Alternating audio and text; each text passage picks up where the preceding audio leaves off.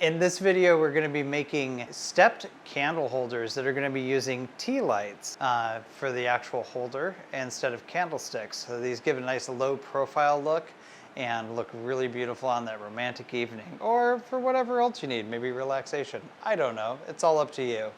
Anyway, needless to say, don't forget to like, subscribe, and hit that bell notification icon for all of our newest videos. In the meantime, let's get to the build. Okay, so to get started on these, basically we want to make sure that the width of the board, which in this case is 1 3/4 inches or 7/4 wood. Basically we want to make sure that we have that amount of distance between our blade and our fence. So the easy way to do this is, well, don't try to figure it out, just do it. Now what I mean by that is that we can just take the board and we can literally slide this right in here like that, and then just make sure that we have a snug but not hard. We don't want to slam it into the blade because that can bend your blade. But we want to just have a good snug fit, and then we can adjust our fence to there. So then when we go to cut, I come up here, we go to cut, it's just going to come out as the exact same size. Now that's really important when making these, unless you want them elongated for some strange reason. Because we want to create a square, and then we'll take the square from this stock that we're going to cut off, and then we'll cut it down to whatever size we're going to do. So I think we're doing 1, 2, and 3 inch lengths for the candle holders. And then we're going to put some of this pretty walnut that we had laying around here in the scrap pile that is actually a really pretty piece.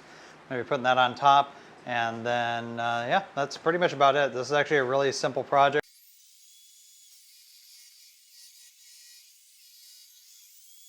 All right, that's basically it. Now, if you ever decide to get into turning or making table legs, well, honestly, this is pretty much the same basic idea, especially if you're going for the square leg look or doing a square with a taper. So just kind of throwing that out there.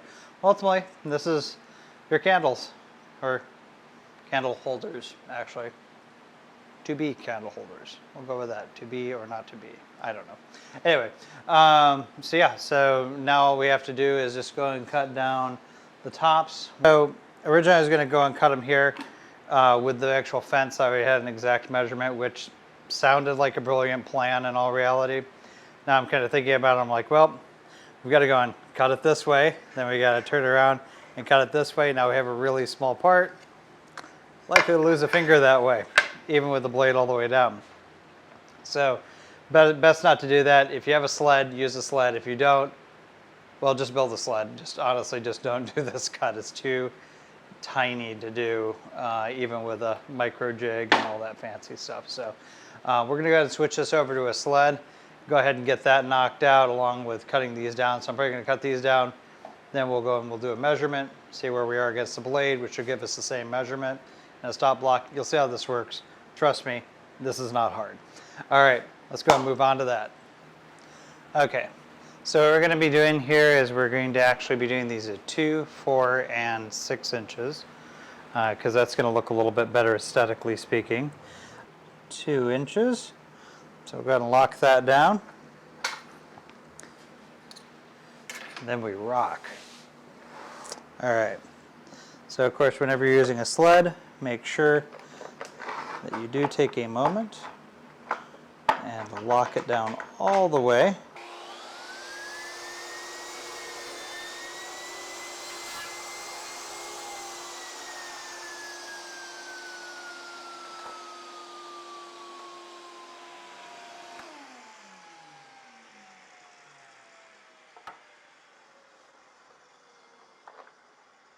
So that's our 2-inch block. You can see it just kind of sits there. It's like making blocks for your kids or whatnot. Probably do a little bit of sanding there because we're actually using not a fine finish blade like we should be. So anyway, get back to that.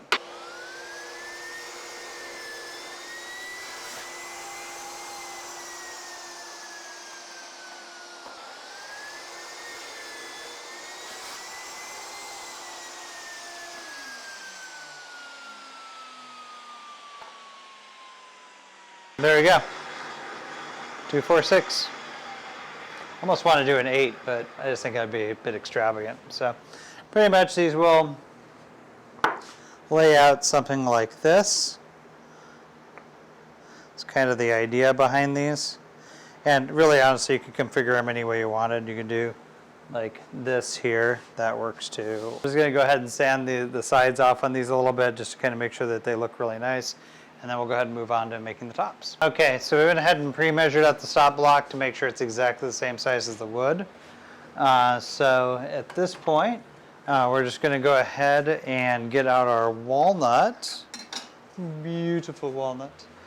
And go ahead and put that in here. Get that ready for chopping down.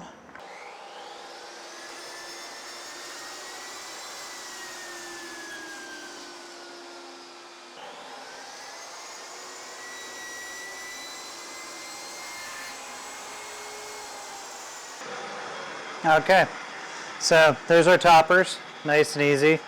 Basically just glue these on and then we're just going to attach them with some tape and pretty much that's it. Not really much to say about it. So we got all of our blocks laid out here. I got a little piece of blue painter's tape on here. So basically just keep some basic compression on it. Don't have to go too overboard. I do recommend if you're doing something like this where you're working with walnut and a really light wood, I would definitely do some hide glue. The stuff's actually pretty good. It's not sponsored or anything, but or hashtag not sponsored as they say. But it does actually help a little bit when you're doing your finishing and stuff like that. It kind of keeps that look on there you're looking for. So, all right, cool. I'll just let those set up. So it's need to sit for about roughly a half hour. After that, you can start doing your drill pressing and finishing stuff. So we'll come back to that here in just a moment. But now you get a basic idea of how to do the glue up. As you can see, that's pretty quick and easy. It really wasn't much to it. So, okay, cool. So these are all dry, so we're just going to go ahead and pull our tape off. And as you can see, this actually works pretty well. And we're really flush. And that's kind of the nice thing about using the wood as the actual reference. You wind up with a good, solid kind of a deal.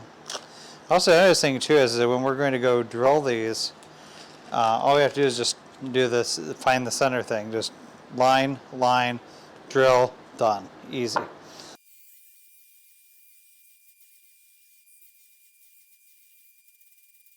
At this point, I went ahead and sanded and filled and basically got these things ready for final sprays. So we're going to go ahead and move on to spraying these down, getting these ready to go, and yeah, just have to get moving quick.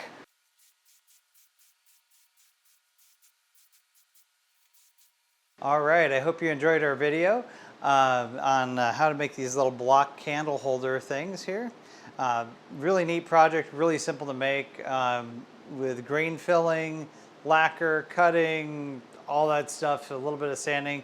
We probably spent about an hour on these, and honestly, if we were batching these out, we probably could have batched out an entire group in about that time in all reality. These really don't take that long to do, and as you can see, they look really, really pretty after they get done. So I highly recommend doing this one, whether you're an experienced woodworker or you're just somebody just getting started in the hobby. Pretty much anybody can do this. So it's not a hard thing to do. Just measure a little bit, be relatively accurate, and you should be good to go. In the meantime, though, don't forget to like, subscribe, and hit that bell notification icon for all of our newest videos. Until next time, stay safe in the shop.